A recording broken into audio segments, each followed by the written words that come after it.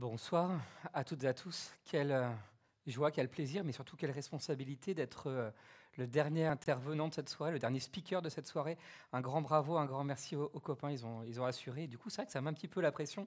Mais moi, je vais essayer d'échanger un petit peu avec vous et de revenir un petit peu sur ce titre qui m'a interpellé quand on me l'a envoyé la première fois, comment naviguer sur l'océan d'Internet. Et c'est vrai que souvent, dans le cadre de mes conférences que je donne avec ma structure qui s'appelle Login Prévention, je donne cette métaphore de l'iceberg.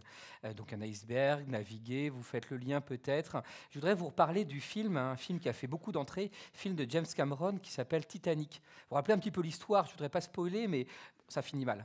Ce qui s'est passé en fait dans Titanic, c'est qu'en fait au loin ils étaient sur le bateau. Ah, je vous vois super bien comme ça, c'est top. Ils étaient sur le bateau, ils ont vu un petit glaçon tout au loin, ils se sont dit allez, on tourne à gauche.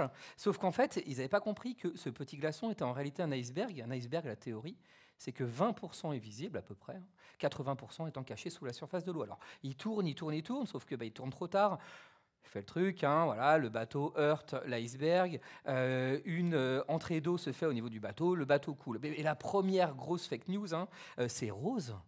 Rose qui est sur sa planche de bois, qui avait largement la place de laisser Jack s'installer avec elle, ils auraient été sauvés tous les deux. Sauf que voilà, on nous fait croire depuis des années que Rose n'avait pas la place. Faux, elle avait la place. Bref, bon, on ne va pas refaire l'histoire du Titanic. Moi, je voudrais revenir sur cette théorie de l'iceberg. On va se poser en fait ensemble une question. Comment se fait-il, même d'ailleurs deux questions, comment se fait-il aujourd'hui qu'une fake news, une fausse information, se répande 6 fois plus vite qu'une véritable information? Comment se fait-il aujourd'hui qu'un internaute va passer 3 fois plus de temps à lire, à étudier une désinformation, une fake news, qu'une vérité? Ça, c'est important, ça, c'est intéressant. Alors, avant de vous expliquer tout ça, j'ai un petit peu de temps, j'ai 9 minutes, je suis large. Je voudrais juste vous parler d'une petite histoire qui m'est arrivée en 2018 dans le cadre de mes conférences. Je suis appelé par un chef d'établissement avec lequel j'ai l'habitude de travailler, qui me dit qu'une psychose est en train de naître dans son établissement, que ça touche les collégiens, mais que ça touche aussi les parents. Il m'explique en fait que les jeunes reçoivent depuis un petit moment sur leur smartphone une information sur WhatsApp, comme quoi un certain Momo, t'as fait réagir, Momo? Ça peut-être que ça fait écho à certains ou certains d'entre vous. C'est pas un copain à moi, Momo, pas du tout.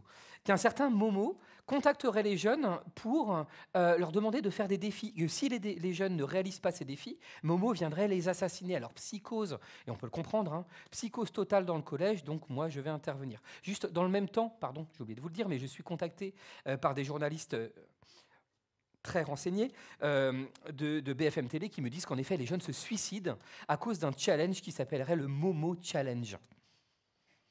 J'interviens dans l'établissement, je rencontre les classes c'était de 5e, si je ne dis pas de bêtises. J'interroge une jeune fille qui me dit qu'en effet, il y a des messages qui circulent et qu'elle doit faire des défis, que si elle ne fait pas ces défis, on va la tuer. Alors je lui demande simplement, montre-moi ces messages. Si moi je peux t'aider en te faisant réaliser que ce n'est pas forcément la vérité, je vais le faire. Mais non, mais monsieur, en fait, ce n'est pas moi qui reçois les messages, c'est Alicia, ma copine. Alicia, qui est 3 rangs derrière. Donc Alicia, qu'est-ce qui t'arrive?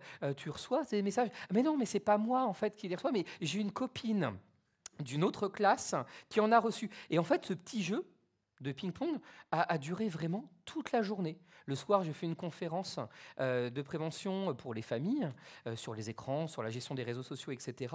Et pareil, un papa m'interpelle, oui, nos enfants reçoivent des informations, des messages sur WhatsApp menaçant un certain Momo, etc. etc. Du coup, j'interroge tous les parents. Qui sont les parents dont les enfants ont reçu? Personne ne lève la main. Le Momo Challenge, vous avez entendu peut-être parler de ça, en 2018, est inspiré d'un challenge qui, lui, a réellement existé, qui a commencé en 2014, qui s'appelait le Blue Wall Challenge. C'est arrivé de Russie, et en effet, on demandait à des jeunes de réaliser des défis, et le dernier défi les poussait à se suicider. En Russie, ça a vraiment existé, le Blue Wall Challenge. Sauf que le Momo Challenge, en fait, lui, a commencé en Australie. Une jeune fille de 12 ans, et c'est dramatique, s'est suicidée. Et en fait, les autorités ont regardé son smartphone et ont constaté que sur son smartphone, elle avait fait une screenshot, une capture d'écran, en fait, d'un article venant de Corée où, soi-disant, en effet, une poupée mi-femme, mi-oiseau, voilà, menacerait les jeunes, etc. Et en fait, d'un raccourci en raccourci, de rumeur en rumeur, l'information s'est propagée, s'est diffusée à cause ou grâce aux réseaux sociaux et a atteint, donc après l'Australie, le Canada, après le Canada, les États-Unis, après les États-Unis, l'Europe, et après l'Europe, la Vendée. La Vendée est en Europe, bien sûr, hein, pas besoin d'un cours de géo.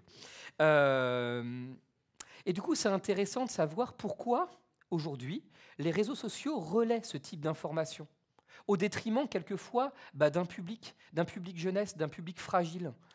Ça, c'est intéressant. Ce qui est intéressant, en fait, c'est de se dire que quand on lit une fake news, on passe du temps dessus, 2 fois à 3 fois plus de temps qu'une vérité. Le temps, dans l'univers numérique, on appelle ça du trafic. Le trafic, c'est fondamental. Il y a une phrase que j'aime beaucoup dans le langage numérique que j'aurais aimé l'inventer. Elle ne vient pas de moi du tout. Cette phrase nous dit « quand c'est gratuit », il y a 2 qui suivent. « Quand c'est gratuit, c'est vous le produit ». Exactement. Qu'est-ce que ça signifie ?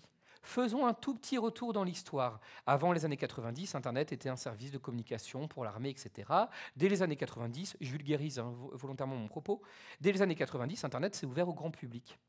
À partir de là, il a fallu trouver des moyens de financement. Alors je pense qu'ils se sont regroupés, ils ont fait des brainstorming, voilà, ils se sont dit, tiens, comment on pourrait financer Internet ? Ah, moi, au fond de la classe, il a vu une idée. Il s'est dit, en fait, ce qu'on va faire, c'est qu'on va faire payer les gens au prorata du temps qu'ils passent sur Internet. Il y en a un autre qui lève la main, mais attends, tu racontes n'importe quoi. T'imagines le bazar déjà que c'est avec la SACEM, avec les droits d'auteur sur la musique. On ne va pas faire ça sur Internet au niveau mondial. Ça va être un bazar sans nom. Alors, il y a une petite voix qui s'est élevée au fond de la salle qui dit, mais moi, j'ai une autre idée. En fait, au lieu de faire payer les internautes, on va faire payer les annonceurs, les sociétés de publicité. Mais notre publicité, on a envie qu'elle soit précise. On a envie qu'elle soit, et ça porte un nom, on a envie qu'elle soit ciblée. Alors, qu'est-ce qu'on va faire ? On va faire un truc très simple, c'est qu'on va se dire que l'internaute est un produit, que l'internaute est sensible à la publicité. Je ne sais pas si vous le savez, mais on regarde environ, je crois, 2000 produits publicitaires de façon consciente ou inconsciente par jour. Et donc, on se dit que l'internaute, le temps qu'il va passer sur Internet, le temps qu'il va passer sur les réseaux sociaux, ça va générer, donc, ce trafic numérique, ça va générer des données personnelles, qu'on va appeler aussi des métadonnées. Ces métadonnées, ces réseaux sociaux, ces entreprises numériques, parce que, excusez-moi, j'ai beaucoup de mal à appeler ça des réseaux sociaux. Si leur objectif, c'était de créer un monde de bienveillance, ce n'est pas toujours le résultat qui est escompté. Non, pour moi, ce sont des entreprises. Elles ont une véritable, aujourd'hui,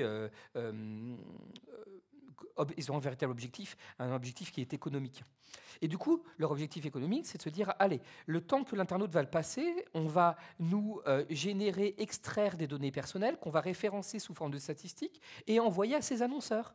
Et ces annonceurs qui vont nous envoyer ce qu'on appelle de la publicité ciblée, géolocalisée en temps réel. C'est pour ça qu'aucune et aucun d'entre vous dans cette salle, vous ne voyez les mêmes publicités au même moment. C'est pour ça que, quelquefois, vous avez la surprise d'être avec des amis en discussion, on est à table, sur un repas, et on se dit « Oh là là, je partirais bien en voyage à New York », et que, oh, miracle, environ 1 heure plus tard, 2 heures plus tard, on reçoit une publicité qui nous dit « Voyager à New York pas cher ». Alors moi, souvent, on me dit dans mes conférences « Mais monsieur Doré, mais c'est incroyable, j'ai l'impression qu'on nous espionne ». Mais non, on ne vous espionne pas. C'est comme ça qu'aujourd'hui fonctionnent ces outils-là. Si vous les téléchargez gratuitement, si vous les utilisez tous les jours gratuitement, derrière, il y a un objectif. Et du coup, si je fais le lien avec mes fake news, si une information aujourd'hui nous parle, c'est peut-être qu'il y a un objectif derrière. Si on passe autant de temps derrière, c'est peut-être qu'il y a un objectif derrière. Et que peut-être que cet enjeu est économique. Alors, des personnes comme Emma ont du recul sur les choses, arrivent à analyser, et vraiment, moi, je la félicite. Et j'ai une petite fille, moi, qui a 2 ans et demi, et j'espère vraiment qu'elle atteindra ce niveau de réflexion, de recul sur les choses. Mais je pense que c'est le travail de chacun et chacune d'entre nous aujourd'hui de prendre un petit peu de hauteur par rapport à ce tsunami. Ce tsunami, alors tout à l'heure Aurélie parlait de vagues, moi je parle carrément de tsunami qui balaye tout. Et la question qu'il faut se poser toutes et tous, c'est est-ce qu'aujourd'hui on préfère être dans le tsunami et essayer d'atteindre la surface un peu comme on peut, ou est-ce qu'on préfère être un peu dans l'hélicoptère qui survole tout ça ? C'est vrai que c'était peut-être plus facile. Alors, à mon époque, attention, moi je suis né en 1982, ça y est, j'ai passé la barre des 40 ans. L'information, pour nous, à la maison, elle était unique. C'était, alors il faut que je cite les bons journalistes, hein, sinon je vais avoir des problèmes. C'était Jean-Pierre Pernaut, je ne devrais pas avoir trop de problèmes. C'était Pujadas, je ne devrais pas avoir de problème et je vais m'arrêter là.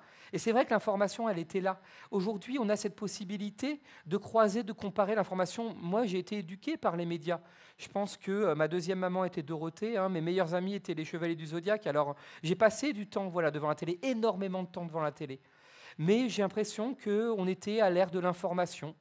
J'espère qu'aujourd'hui, on n'est pas en train de tomber dans l'ère de la désinformation. En tout cas, des soirées comme celle-ci, et bravo pour l'organisation, permettent à chacun et chacune, à son niveau, de pouvoir transmettre cette information, eh bien, ne serait-ce qu'à 1, 2, 3, 5, 10 personnes autour de vous dire que l'information mérite d'être comparée, l'information mérite d'être croisée. Et ça, c'est l'essentiel. D'éveiller les jeunes aujourd'hui à être curieux, éveiller les jeunes à cette conscience numérique dont on parlait aussi tout à l'heure. Nous, c'est notre rôle depuis 14 ans. Alors, moi, j'ai créé Login en 2015. Avant, j'étais intervenant pour une autre structure. Et c'est mon rôle aujourd'hui. J'ai appelé ça, moi, la citoyenneté numérique. Former aujourd'hui les citoyens de demain. On peut être un citoyen dans la vie de tous les jours, mais on peut aussi être un citoyen sur les réseaux sociaux, de par ce que l'on regarde, de par ce que l'on publie, de par ce que l'on commente, de par ce que l'on partage. Et je pense que quand on prendra conscience et quand on prendra la mesure de l'importance de former les citoyens numériques de demain, on aura fait un très, très, très grand pas dans cette bienveillance, dans ce rôle qu'ont à jouer aujourd'hui les réseaux sociaux. On l'a vu, Emma en parlait tout à l'heure, Priva en parlait aussi tout à l'heure, les réseaux sociaux permettent énormément de choses, libérer la parole, créer des métiers, créer des vocations. Maintenant, voilà, il faut les comprendre, il faut connaître et prendre conscience des enjeux économiques qui sont derrière. Juste une petite anecdote, les enfants des grands patrons de ces entreprises numériques, de ces réseaux sociaux, sont tous aujourd'hui dans des écoles, des collèges, des lycées, des universités sans écran. Il y a peut-être des questions à se poser. Voilà, moi je vous remercie, je vous souhaite une excellente soirée et merci pour votre écoute. Au revoir.